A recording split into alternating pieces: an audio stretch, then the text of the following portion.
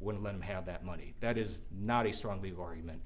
And then the simplest way to view this is the framers, when they set up our government, they specifically set up these checks and balances, and then they gave the power of the purse to the House of Representatives. There's no way in my mind they would have allowed the president to bypass that very specific power given to the House of Representatives simply by having the president declare a national emergency. That would basically essentially usurp that entire power of appropriations of the House of Representatives. So we feel pretty strongly on that legal argument as well. But even the president can, let's say, win on that national emergency argument, on the law and on the facts. He then faces a secondary argument, which is all this lets him do is he can then access various statutes, a limited number of them, that lets him redirect money. What these statutes actually say is that if you're going to declare national emergency and then direct money from one Department of Defense project to another, it has to be done in support of the armed forces. So it's hard to say that actually it's currently not legal for the armed forces to enforce immigration laws. That's why we have an entire Customs and Border Patrol entity. And if you look at various previous emergency declarations, none of them would be to enforce using DOD money to enforce, which is essentially domestic law. So he would run into that problem as well. And then another statute says, okay, if you're gonna redirect these funds, it's gotta be for an authorized civil work. Well, if Congress just specifically didn't authorize all these billions of dollars for that civil work, I think it's hard for a court to find that in fact, somehow this was an authorized work for him to then build the additional wall with that money. And then the last point I'm gonna make on this is, let's say the president wins on all those arguments. At the end of the day, he will be able to do this one time. He will be able to use an additional $6 billion or so of this funding, which will get him approximately 1/10 of his $60 billion wall. And then Congress, from now on, will write in every single appropriations bill, none of this can be used for the wall, notwithstanding national emergency. So that's it. He can, even if he wins all this, he will only get this much. So that's what the administration is faced with. And by the way, lastly, the last pot of money he's going after is military construction, a bunch of which helps military families. So, you know, no one actually ever said, hey, let's go out and hurt military families until this administration came along. So that's what we're looking at. They're gonna take money from military families, money from drug and addiction, to then try to build this wall. So we think we're right on the facts, right on law, so we'll see what happens. And then let me conclude on Yemen. So one of the problems with this issue that I've worked on since 2015 is no one has any idea what Yemen is, right? So if you just walk around and said, Yemen, people might go, okay, is that a candy? Is it a rock band? Like, what is it? So it's this country that borders Saudi Arabia, and there's been a raging civil war since 2015. I don't have a philosophical problem with the United States helping our allies. Saudi Arabia is an ally. What I do have a problem with is when our ally engages in what are war crimes. So in 2015, reports started coming out in various newspaper articles that the Saudi-led military coalition were doing airstrikes on civilians nowhere near military targets.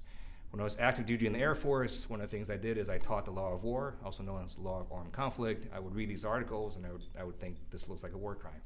So I wrote a letter at that time about this then very little known war in Yemen to the Pentagon saying, hey, what's the deal with this? Why are we supporting this coalition? What's our national security interests, and why are they engaging in what look like war crimes? Because our personnel are in that kill chain. We were refueling these Saudi jets at the time. In 2016, I authored legislation and then worked with other members of Congress, and the pressure that we put on the Obama administration at the time caused the administration to stop a shipment of precision-guided munitions to Saudi Arabia.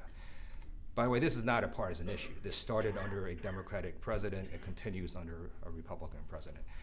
So under the Obama administration, Now, we put all this pressure on the administration, and they stopped this shipment. And you might wonder, well, why would you want Saudi Arabia to have more accurate munitions?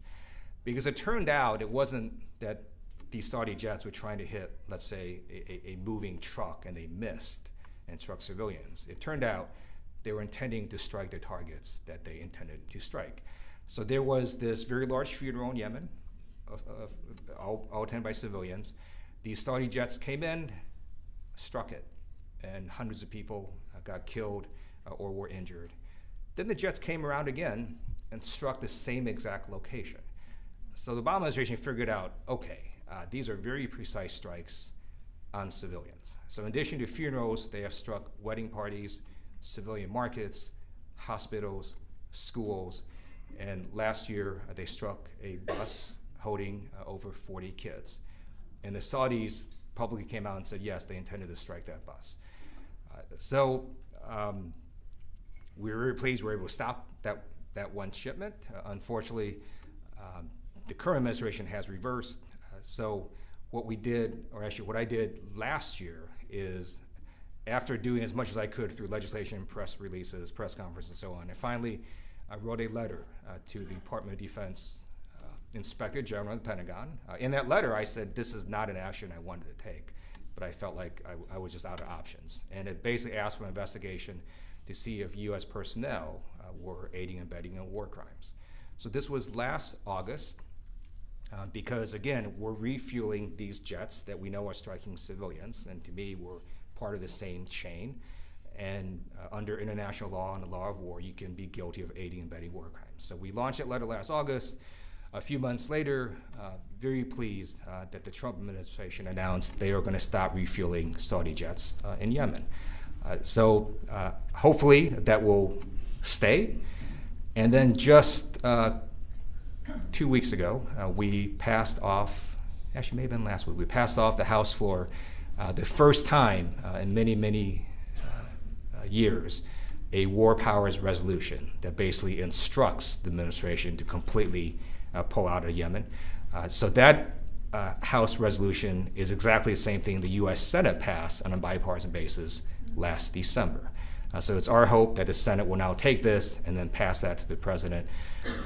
And at the end of the day, it's not just war crimes that are happening. It's also, you've got an unreliable ally, right? So you now have Saudi Arabia that lured a U.S. resident into one of its embassies, tortured and murdered the person, and then cut them up into little pieces, and then lied to Congress and American people for 17 days about what they did. So that has gotten members on a bipartisan basis pretty riled up. But in addition to that, you have the largest humanitarian catastrophe in Yemen. You have about half the country about to go into famine. You have people that are starving. You have people that can't get basic drugs for diabetes, for other diseases that they will die of if they don't get this medication. So it is a monumental disaster, and our country is playing a role in it, and I just think that is wrong. So we're just trying to get the U.S. to extricate itself from Yemen, and we have bipartisan support. So hopefully you know some about Yemen. If you want to learn more, you can read about it through the internet and so on, but just not a topic that a lot of people talk about. So with that, don't want to depress all of you. So I'm going to end on some happier notes, which is that our economy is doing well, and that is a good thing. And it's a good thing that we can put more people back to work. I believe, and this has been stated many times before me, that the best social welfare program is a good job. So thank you for what you all do in helping that. And thank you again for having me here, and look forward to working with all of you as we make the South Bay an even better place to live, work.